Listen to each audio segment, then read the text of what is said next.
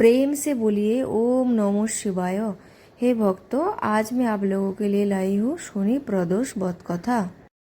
जो भी भक्तों निर्मल मन से इस बद कथा को श्रवण करती है उसकी हर मनोकामनाएं पूरी होती है और जीवन में मोक्ष प्राप्ति होती है। हिंदू धर्म में शनि प्रदोष बद का विशेष महत्व है।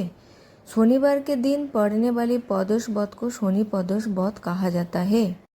प्रदोष व्रत भगवान शिव और शनिवार का दिन शनिदेव को समर्पित है।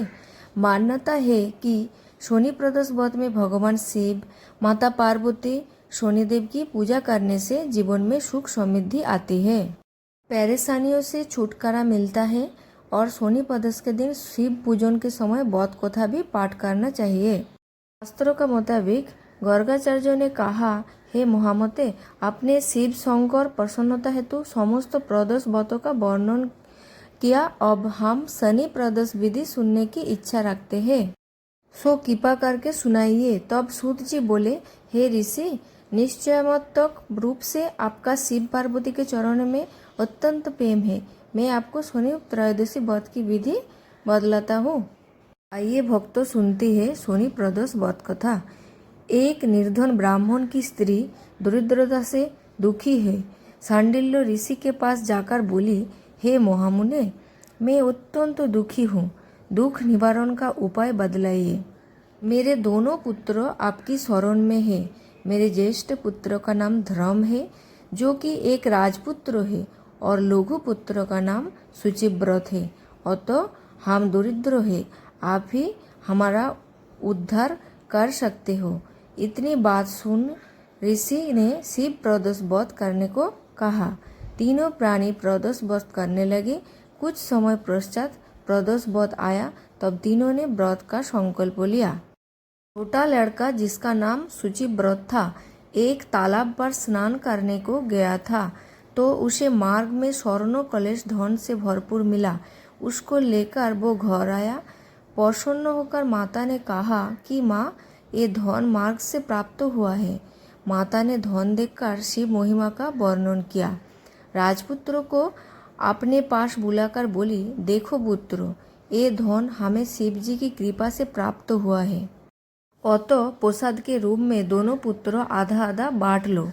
माता का वचन सुन राजपुत्र ने शिव पार्वती का ध्यान किया और बोला, पूज्यो, ये धन आपके पुत्रों का ही है। माँ, इसका अधिकारी नहीं हूँ। मुझे शंकर भगवान और माता पार्वती जब देंगे तब लूँगा। इतना कहकर वो राजपुत्र शंकर जी की पूजा में लग गया। एक दिन दोनों भाइयों का प्रदेश भ्रमण का विचार हुआ। वहाँ उन्होंने अनेक गंधर्व कन्याओं को क्रीड़ा करते हुए देखा। उन्हें देखकर शुचिव्रत ने कहा, भैया, अब हमें इससे आगे नहीं जाना। इतना कहकर शुचिव्रत उसी स्थान पर बैठ गया। परंतु राजपुत्र अकेला ही स्त्रियों के बीच में जा पहुंचा। वहाँ एक स्त्री अति सुंदरी राजकुमार को देखकर मोहित हो गई और राजपुत्रों के पास पहुंचकर कहने लगी कि हे सखियों, इस वन के समीप ही जो दूसरा वन है, तुम वहाँ जाकर देखो। भांति भांति को पुष्पों खिले हैं, बड़ा सुहावना समय है। उसकी शोभा देखकर आओ। माँ, यहाँ बैठी हूँ, मेरे पैर में बहुत पीड़ा है। ये सुनकर सभी सखियाँ दूसरे वन में चले गए। वो अकेली सुंदर राजकुमार की ओर देखते रहे। इधर राजकुमार की कामुक दृष्टि से निहारने लगा। युवती बोली, आप कहाँ रहते हो? वन में कैसे पधारे? किस राजा के पुत्र हैं? क्या नाम है? राजकुमार बोला, मैं विदर्भ नरेश का पुत्र हूँ। आप अपना परिचय दे। युवती बोली, मैं विदर्भिक नाम गंधर्व की पुत्री हूँ। मेरा नाम अश्वमती है। मैंने आपकी मौन स्थिति को जान लिया है कि आप मुझ पर मोहित है। विधाता ने हमारा तुम्हारा संयोग मिलाया है। युवती ने मोतियों का हार राजकुमार के गले डाल दिया। राजकुमार हार को स्वीकार करते हुए बोला कि हे भद्रे, मैं आपका प्रेमोपहार स्वीकार कर लिया है, लेकिन मैं निर्धन हूँ। राजकुमार के इन वचनों को सुनकर गंधर्व कन्या बोली कि मैं जैसा कहूँ चुकी हूँ वैसा ही करूँगी। अब आप अपने घर को जाइए। इतना कहकर वो गंधर्व कन्या सखियों से जा मिली। घर जाकर राजकुमार ने शुचिव्रत को सारी वृत्तांत कहा सुनाया। जब तीसरा दिन आया, वो राजकुमार शुचिव्रत को लेकर उसी वन में जा पहुंचा। वही गंधर्वराज अपनी कन्या को लेकर आ पहुंचा। इन दोनों राजकुमारों को देखकर आसन दिया, कहा कि मैं कलेश पर गया था।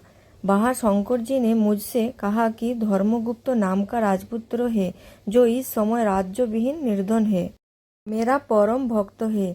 हे गंधर्वराज, तुम उसकी सहायता करो। मैं महादेव की आज्ञा से इस कन्या को आपके पास लाया हूँ। आप इसका निर्वाह करें। मैं आपकी सहायता कर आपको राजगोही पर बिठा दूंगा। इस प्रकार गंधर्वराज ने कन्या का विधिवत विवाह कर दिया। विशेष धन और सुंदर गंधर्व कन्या को पाकर राजपुत्र अति प्रसन्न हुआ। भगवत कृपा से वो समयोपरांत अपने शत्रुओं को दमन करके राज्य का सुख भोगने लगा। आज की इस कथा आप लोगों को कैसी लगी कमेंट में ज़रूर बताइए।